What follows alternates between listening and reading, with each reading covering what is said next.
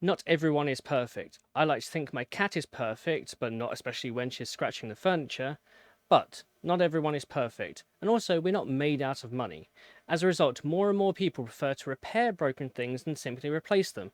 If you can double the life out of an item and it works perfectly fine with a small investment, then why not? Well, the big companies would prefer you bought new rather than repaired it. Spending $1,000 on a smartphone every year sounds like a very good deal to them.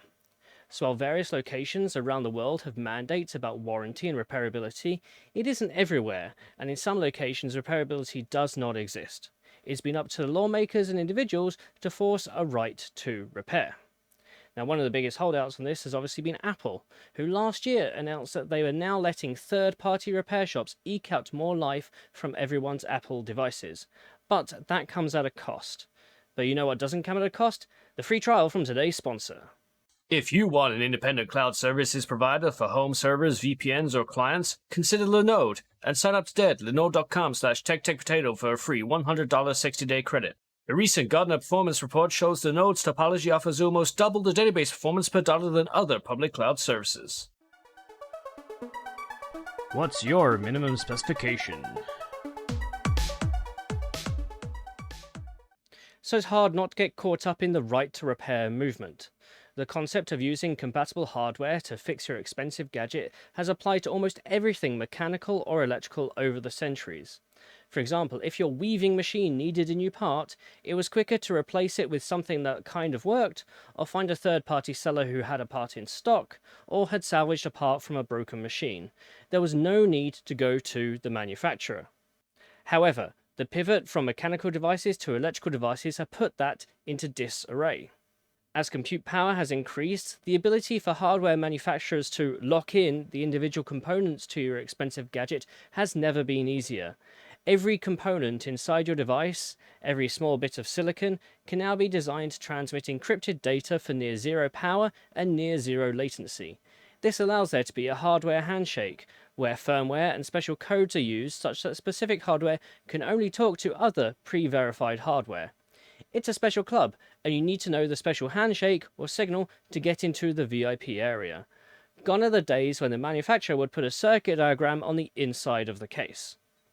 Of course, Apple is often heralded as the peak instigator when it comes to this form of lock-in syndrome. Over the years, it has unified its supply chain and forced collaborators to design specific circuits to enable this security. If you wanted to replace something as innocuous as a broken screen, it requires everyone in the loop to know that special knock.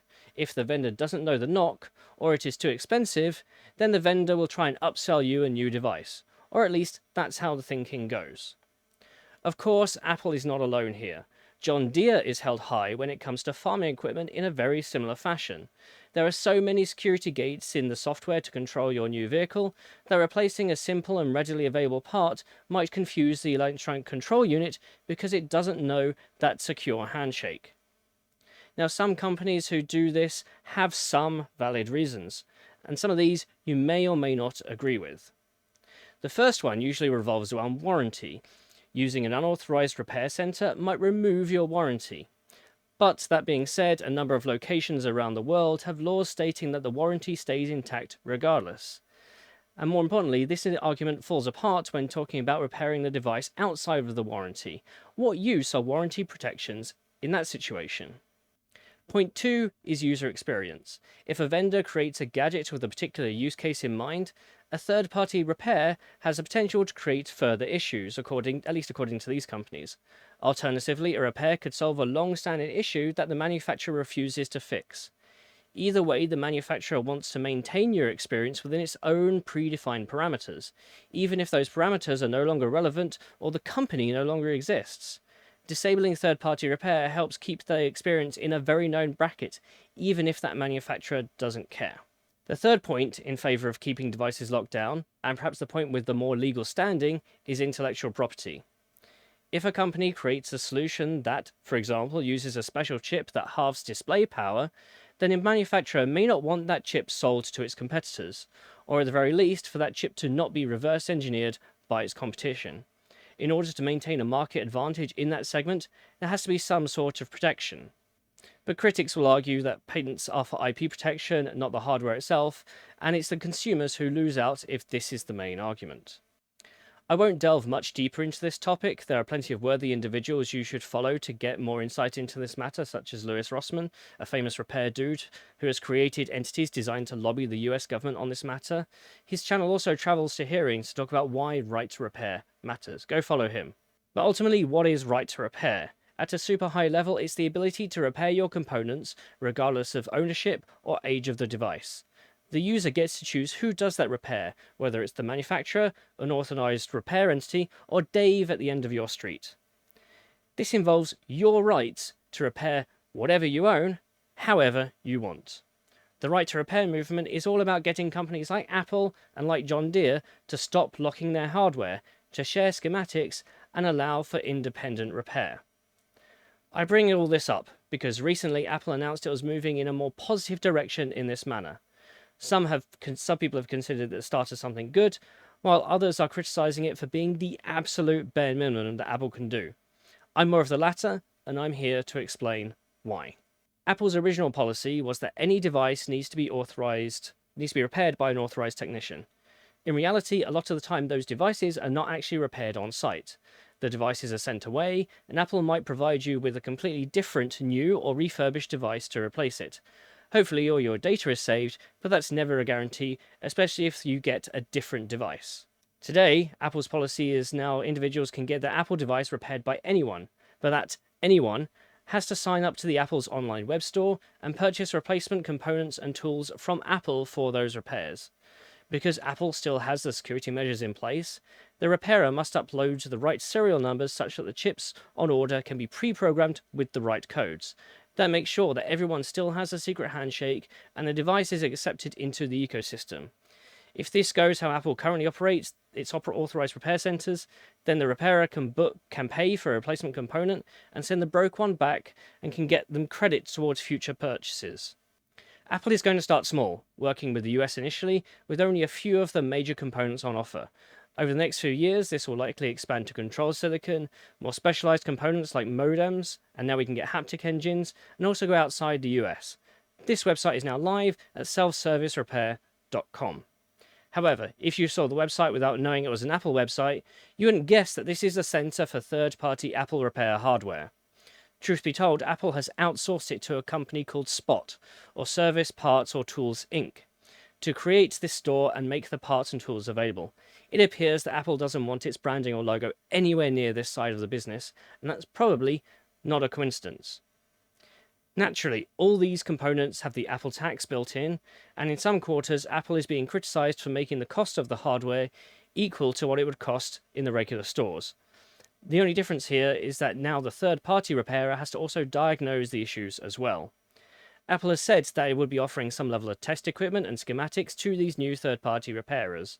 And here we are, several months after that scheme has started, and those diagnostic tools are finally being shipped out to rent. But as we can see in the prices for these parts, if we take the camera for an iPhone 12, $111.75. That is reduced down to $59 after credit, and then reduced further when the defective part is returned to Apple within the 18 days. Of course, as the end user, you'll be paying the technician a markup on these prices and for their time. Oh, and before the technician can even order these parts, they need your phone's unique ID called the IMEI, so they can program all these chips in advance before they send them to you. So it's great, you can now get your phone repaired by who you want, right? Well, unless you want your MacBook repaired, that might be coming later, or maybe not. But this is ultimately what right to repair was all about, wasn't it? Well, in the loosest sense possible in technical terms, yes, this is right to repair. However, Apple is still keeping it all within its walled garden. Programmed chips from only one retailer at high costs. That doesn't sound very open, does it? So here is where I'm going to introduce the term right to salvage. In my mind, it's within the standard right to repair context, but it clarifies a part of right to repair that I think matters most, but is sometimes overlooked. In Apple's situation right now, and what the company is committed to, every component that is being replaced has to be replaced with a new one direct from Apple. No component can be transplanted from one device to another. If that repairer has a device that is dead but has a working screen, and another device that just has a broken screen, the screen can't be transplanted from the dead device to the repairable device. The repairer has to buy a brand new screen from Apple, and it has to be reprogrammed or remotely activated.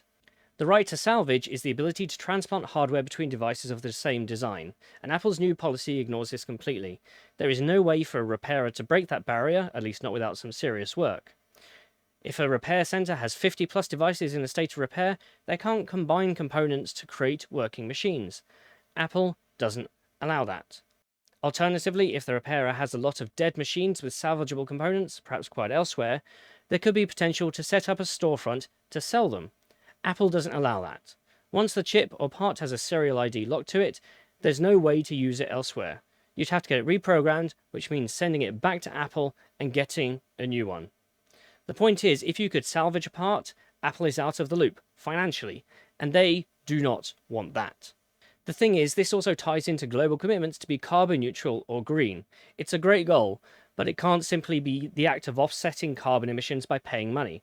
At some level, it has to be the raw actions of the devices of what is actually happening. Apple ignoring the right to salvage under its guide of right of repair could be construed as one of the more negative examples of this. If a repair shop has a chip in-house to repair their client's machine, they should be able to use it, not ship the part 2,000 plus miles and wait for a brand new replacement that might come from Asia. So we now come to the crux of the issue. Should we be praising Apple for a step in the right direction towards a right to repair, or should we be punishing Apple for not going far enough? Doing the bare minimum is commendable, but it is only ever the first step. The company has received a lot of positive press for this first step. However, completely ignoring the fact that hardware can't be salvaged is a massive oversight by the press, and a clever omission by Apple to stay in that financial loop. So it might not come as a surprise that this video isn't positive for Apple. Identifying omissions and loopholes, as someone in the press, is usually something that companies don't like. This isn't meant to be an attack in any way, but more a call to action. My minimum specification here is to say to Apple, allow the right to salvage. Expand your green credentials. I know in the past there's been an impetus to get people to upgrade. It makes more money at the end of the day. But you've spent that money, billions of it, every year on R&D. Customers want a great device, but they also want to repair what they have without having to ship stuff around the world. And that should be the point that matters.